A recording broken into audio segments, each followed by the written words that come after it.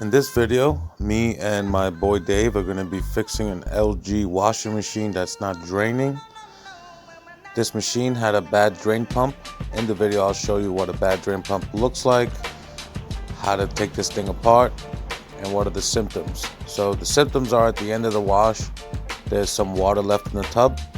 Now, water in the tub could mean too much soap, not a strong enough spin cycle going on, or a bad drain pump, or a clogged drain in general. So the first thing you want to do is vacuum out the water from inside of the drum and tub. So get a wet vac. You could bail it out and dry it up with towels, but this water probably will stink. So right now we're vacuuming out all the water from the tub. Now there's still more water. So at the bottom there's a little access panel. It's called a coin catch. You can open that slowly and vacuum the water out. If you look closely, you can see the water going right into the vacuum. So next thing is we're going to open up that coin catch. Look how filthy it is in there. Down here, there is a screw that holds that plastic in, and then a screw hidden back there under that hose. Take those out. Next thing you want to do is take out all the screws that you can see from the front panel, excluding the ones around the door. So on this, we're going to take off the front panel. There's two on the soap dish. Those are long screws for plastic.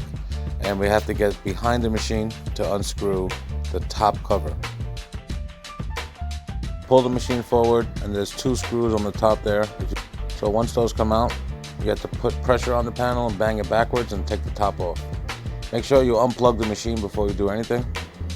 So now there's screws in here and some clips. We're going to remove the screws that are holding that panel in, and we're also going to take off the door screws. These are the only screws you take off around the door seal, are those two screws, and that door lock pops in. Then you have to take out this spring that retains the gasket. I use a flathead to pop the spring loose, and then you just peel it away from the gasket. Try not to bend it.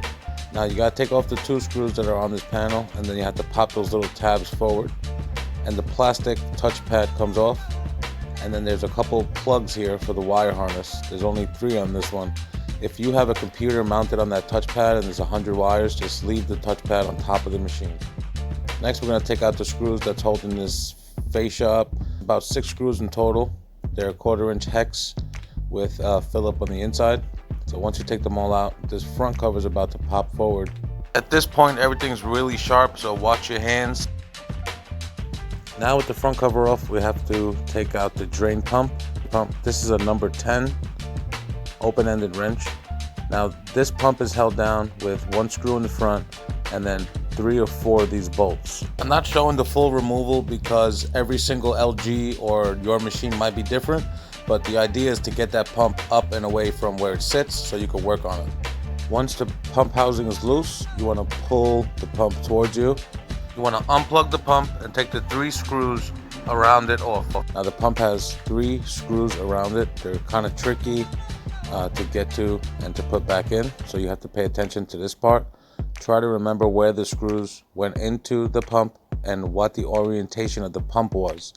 It's very easy to put the pump in upside down or backwards, so pay attention to how you take it out. That's how you want to put the new one in.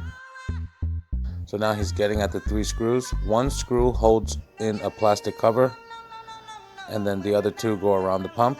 So that white plastic cover has 1 screw, and then the pump has 2 additional screws on it. Once you unscrew them, the pump will slide right out. The pump right here.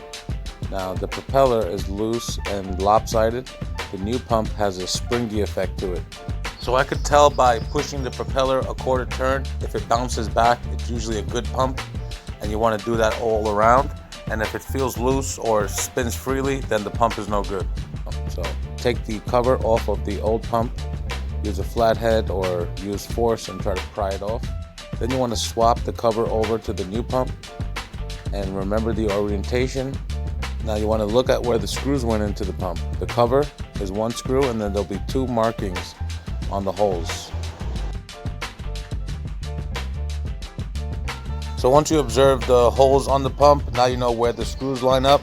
Remember the orientation, and you're going to push the pump into the housing and start the screws by hand. So you want to line up the 3 screw. So you want to push the pump in the proper way with the right orientation. Then you want to put the screws in by hand. Then you want to tighten the screws and make sure that the pump is sitting flat against the housing and nice and tight. Don't over tighten it because it is a plastic pump screwing into a plastic housing. You just want to hand tighten it until it feels snug, and then you want to just leave it right there. Don't use any power tools, just use a screwdriver. And then you'll see the bottom panel has 3 notches. The front goes onto those 3 hooks through the panel, and you push it forward, and now the door is going to sit flush. Now you just want to put all the screws back in. Remember, those are 6 hex screws. After that, you got to reassemble the machine and test it out.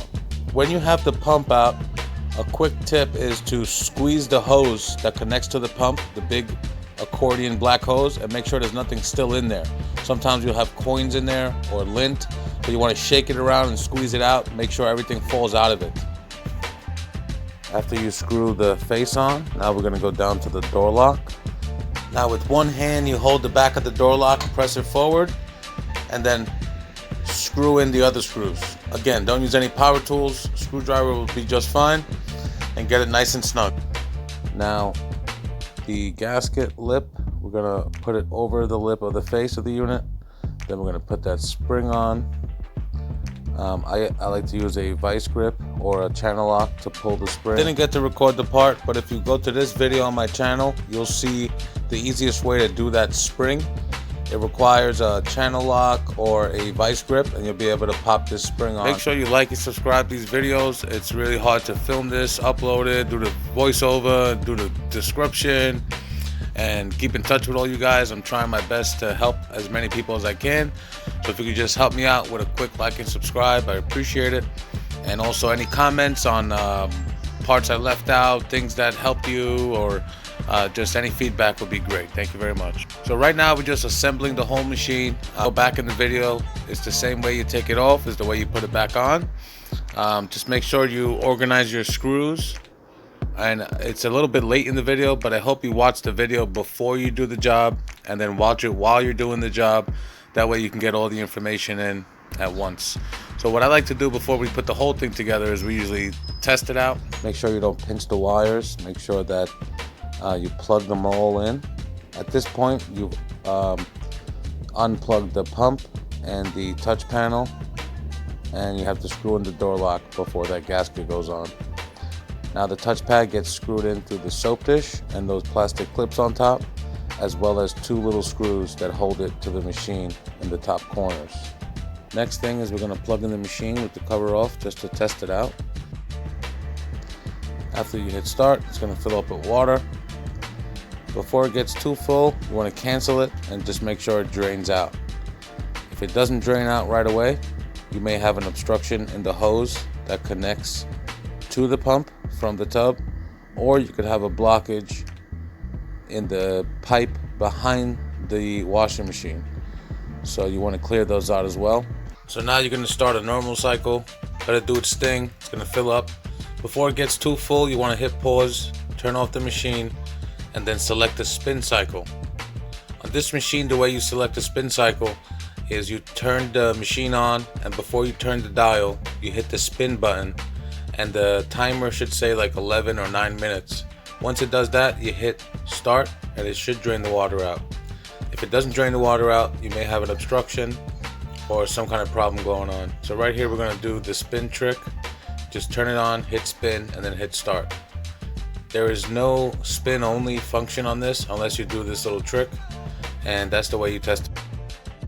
Thanks for watching. Please like and subscribe. My contact information, I'll put it up on the screen. I've helped countless people through email or phone. If you need extensive tech support, we could arrange something. Just reach out, and I hope this video helps. Please like, subscribe, leave comments, and check out my other videos. If you're in the New York City area, I do service calls all over New York City. I'll be able to come by to you. Just let me know the problem and reach out.